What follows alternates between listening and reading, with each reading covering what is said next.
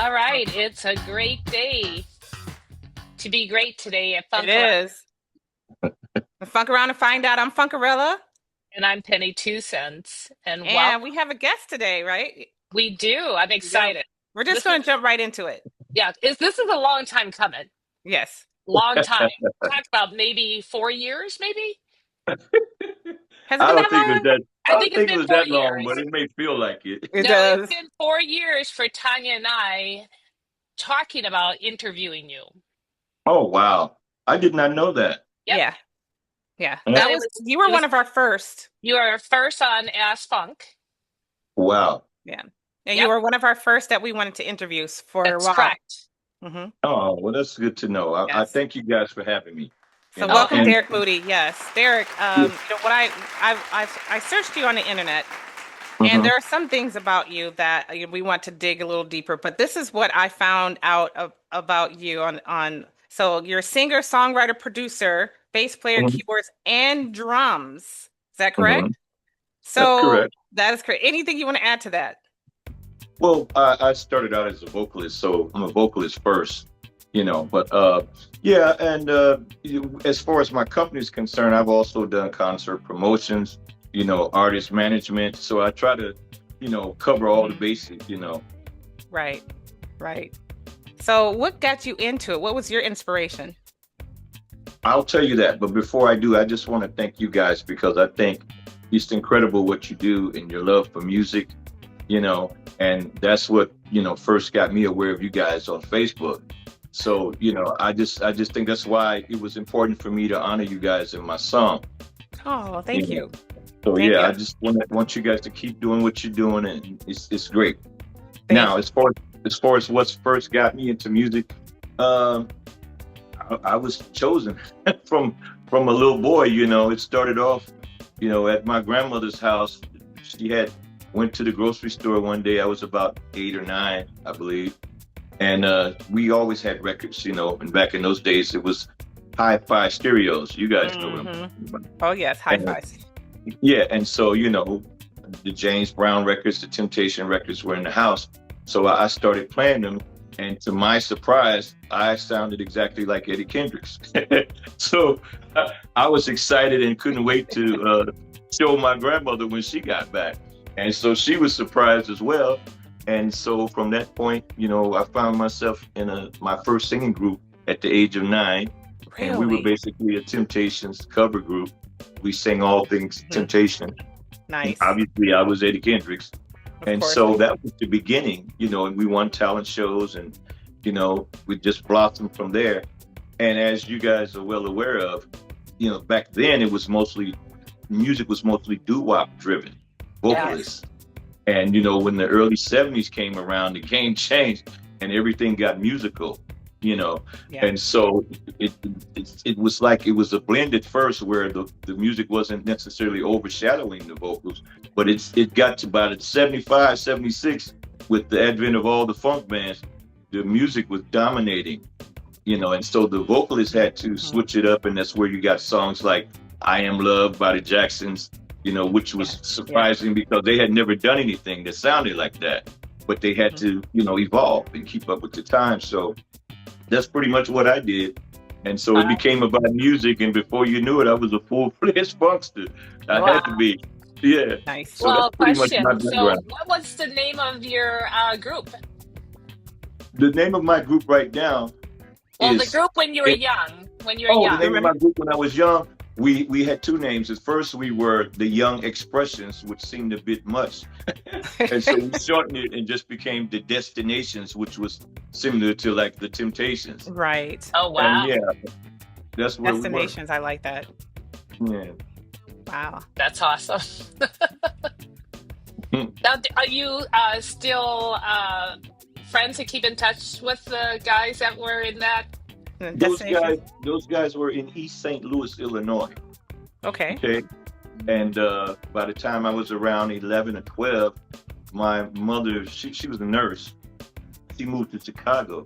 So therefore I moved to Chicago. So Mhm. I still go down there. I still have some family down there.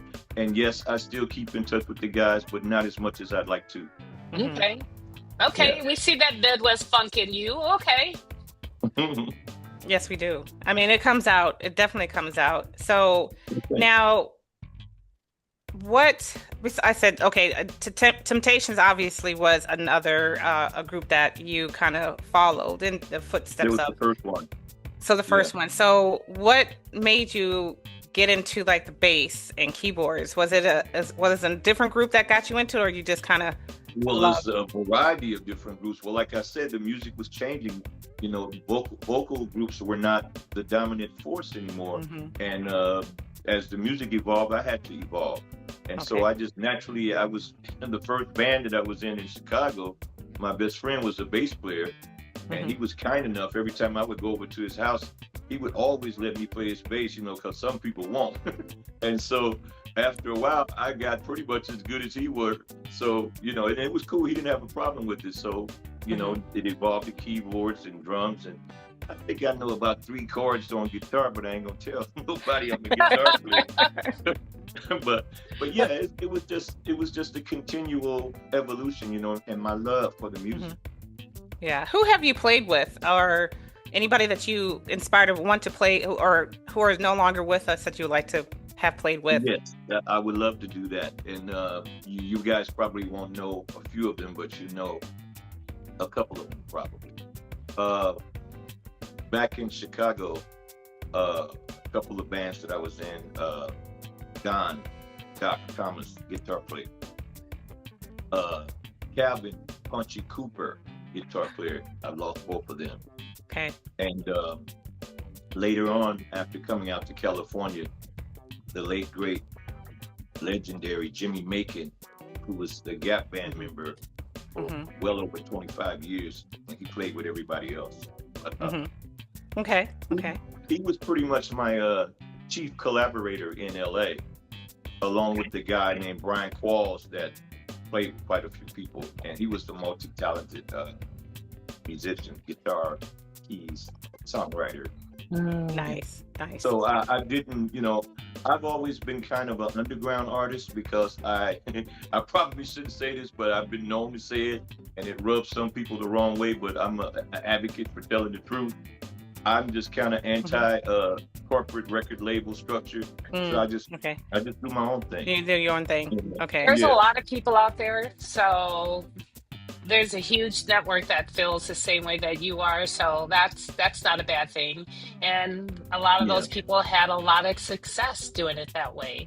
And Hmm. that I absolutely. think it allows them to keep the integrity of themselves and in their beliefs. Yes, So Yeah. that's kudos to important. you.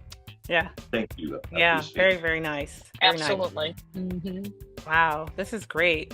Now, so anybody that has made it to the mainstream, like, did you follow like a Jimi Hendrix, or what type of that laugh?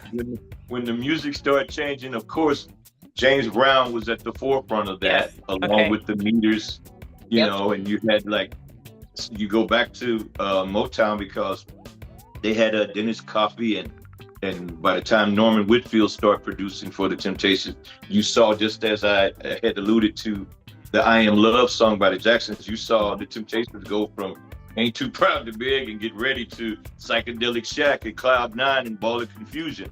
So that was, you know, an example of the music starting to change. Right.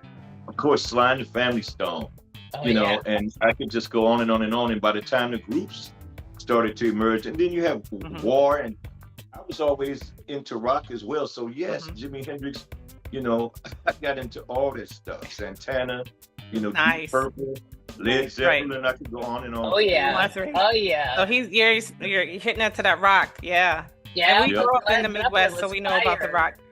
Yeah, Jethro Tull. Yes, I Yeah. listened to all that stuff. Yes. Yep.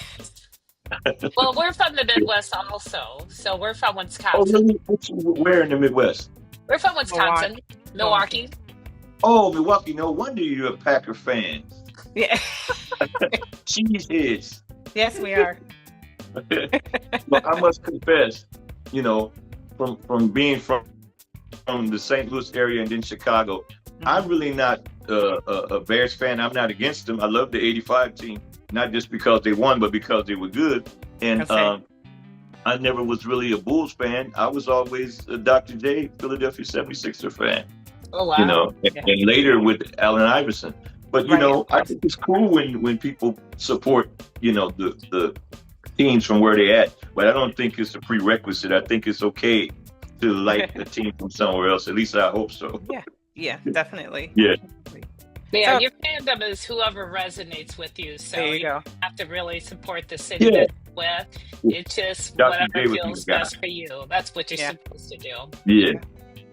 So Derek, what made you move out to the West Coast? Being young and ambitious, and the music business, mainly being in Los Yeah. Angeles or New York at the Yeah. time, because Atlanta was coming. It hadn't, gotten there yet when I Yeah. first came here. Okay. So, and it was an easy decision coming from Chicago because Los Angeles didn't have no snow. So, Right, exactly. so I knew I wasn't going to New York. So it was easy. And, once I came out here, I go all around, but I can't go back to the snow. I can't do it. I understand. That's why we're in the South now. We're in the I know that's right. yeah, and it's cold now. Yeah, it's cold, but we don't get Yeah, the but snow. it ain't Chicago cold though. It's not It Chicago. ain't Wisconsin It's cold. not Wisconsin. Oh no, not at all. So, do you have any words of wisdom or advice that you would like to share? Yes, you mean like for anybody that's doing music or younger artists Yeah. coming up? Coming up, upcoming. Yeah, I would. I think that this is very important. I think that as good as technology can be, I wouldn't encourage young artists to fall in love overly with technology because Mhm. you start to depend on it and it takes away the realism, from the Yeah. music. Which if you're doing it, God has already given you the talent to do it, so you don't necessarily need all that stuff. So I think Wonderful. that's why the music has gotten to be a little what's a good word for it? A little, well, the thing is everybody sounds the same. All the females sound the same, all the males. I'm talking about the younger R&B pop variety. Because Right. that was one of the greatest things about the vocal groups of the 60s and the 50s. The dramatics didn't sound like the stylistics. The stylistics didn't sound like the Four Tops. The Four Tops didn't sound like the Temptations. Yeah. And when you get to the 70s, to the funk bands, the Cameo didn't sound like the Ohio Players. That's The Ohio cool. Players, the Ohio Players didn't sound like T Connection. Right. Everybody had their own thing. Yeah, their own So style. there's Yeah. something to be said for originality. You don't have to follow the crowd. There you go. There you go. That's awesome. Wow. Well, So, go ahead. I know. Thank you for that thank you. needs to be said. I thought so. I just, I say what my spirit gives me. Like I say, I hope it doesn't offend people. I've been told that it does sometimes, but I guess that's more their problem than mine. Well, I feel like this, Derek. They're just not ready. Well, people will run from the truth to get to a lie. That's right, but they're just not I ready. like that. I like that quote. There you go.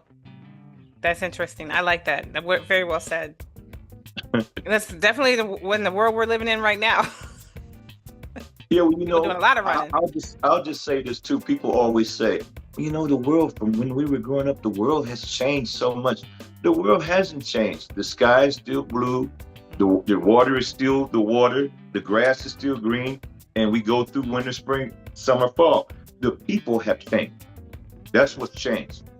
And because of their great song by the Stylistics, people make the world go round. So that's why That's it's right. easy for people to say the That's world right. has changed That's when really right. it's the people that's changed. That's right. We're too influenced by a lot of nonsense. Yeah. Yeah. Awesome. Yeah. Wonderful. Yeah. Perfect. You know what? We need to do this sooner because, man, what Yeah, great. I know. Deuces, right? So here's what's funny. So a little side note. So that Okay. song is going to be used on Sage. So I already had it. Okay. Yeah. So I'm What, like, Funktivity? no, not your Funktivity, but the people make the world go round. Oh, people make the world go Yeah, by round. the Yeah. sound of it. Yeah. This is, that song is amazing. It's been covered by so many other groups. Yes. Yes. You know. Yeah, I love it. Thank you so much. So, Hmm. what made you? Okay, we're going to talk about your new song. If you want to go ahead and give us a little bit of what made you come to do this song, and how did you put it together? I mean, Yeah. it's a great song. Yeah, what was the inspiration Definitely. behind it? Well, me and my friend, me and Jimmy Macon, I had pretty much the basic foundation of the song, and he would come over when he wasn't on the road with Gap and do guitars for me. Because, like I said, I only know about 2 or 3 chords, so he would come over and do guitar for me, and we would kind of dig in the basic groove, and then it kind of just, it was basically just an instrumental at that time. It was just Hmm. sitting around because I have tons of songs that's kind of like that. But after he passed the same year my mother did, which was Hmm. 2016, Hmm. which was the worst year of my life because I lost 9 people in 11 months, and it was just mind-boggling to Yeah. me. And it makes you. It was. I lost 5 relatives and 4 very close friends. Hmm. And so it tests your own immortality. You begin to wonder, well, why am I Yeah. still here? Yeah. Yeah. So, and as much as, I have family and, you know, I don't have any kids now, I tell people I don't have no kids, I have adults, 2 adult sons and 2 adult daughters. But at the time they were, younger, and people don't really know the full scope of what you're going through sometimes, because that was a tough year for me. Hmm. And so Yeah. my mother was sick. I had to take care of her. I couldn't do music at all. Hmm. So that's another reason why songs were just sitting around, Okay. because I was basically a 24-hour on-call nurse, and willingly, and I Yeah, would have done it a million times. yeah, So with that, uh, then I just felt like it was the time, the pretty much where music is going right now, and I just think that we need to try to take it back to what's real. And so the Right. title Funktivity comes from funky activity. So, like, what we're doing now is funky activity, Funktivity. Yes. And sometimes people try to put an A in it and say Funktivity, which is cool too, but it's funky activity, Activity. Funktivity. Yes. So, Yes. of course, the broader meaning is anybody that loves funk music as much as you guys do, as much as the people that play it, the people that buy it, the people that go to the concerts and support it. But also is deeper than that, because when you have a girls' night out, hanging out with the girls, that's funktivity, that's funky activity. I like that. If I the like that. fellas are hanging out, that's the same thing with your family. So, you can make it what you want to make it as long as it's positive. There you go. I like that. I like that. Yep. Yeah, and I, was so surprised, that, our our names were put in the song. I was like, Sandra, Derek put our Well, like names I in the said, song. I love what you guys represent. I love what you do. And the other thing was, I don't recall, you can correct me if I'm wrong, I don't recall anybody ever doing that. They shout out cities, like in Freaky Dancing by Cameo, New York, Right. LA. But I hadn't really heard, and I may be wrong, but I don't recall hearing someone shout out people that represent the music that they're making. So I thought Oh, that would be kind of cool. yeah, that's interesting. We've seen a couple of the funk pages out there, and Yeah. we did want to do something different. We wanted to make sure that Oh, we it's different.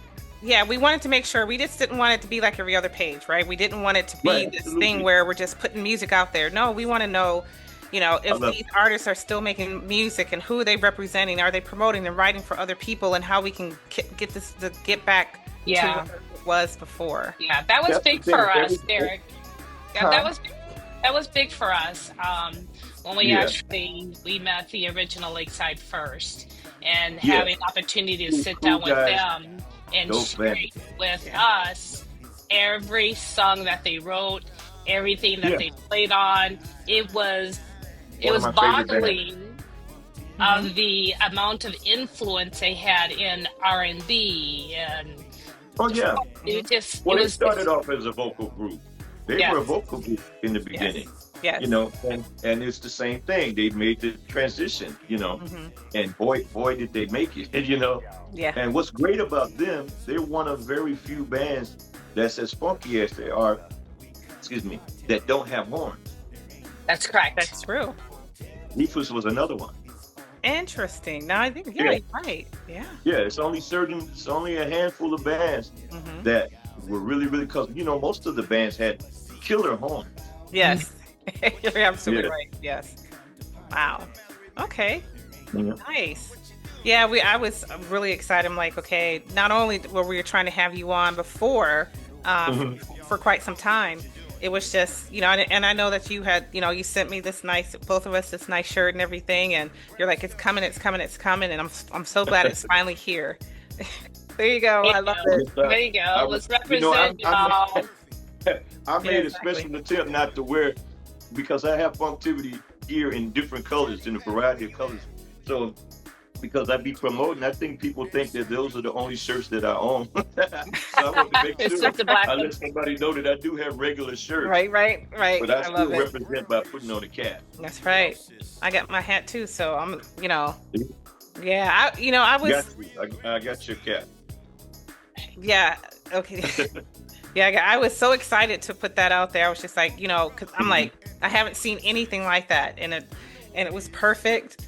And I surprised that I had got a lot of hits from that. I mean, but it was the hat and the People yeah, are fickle.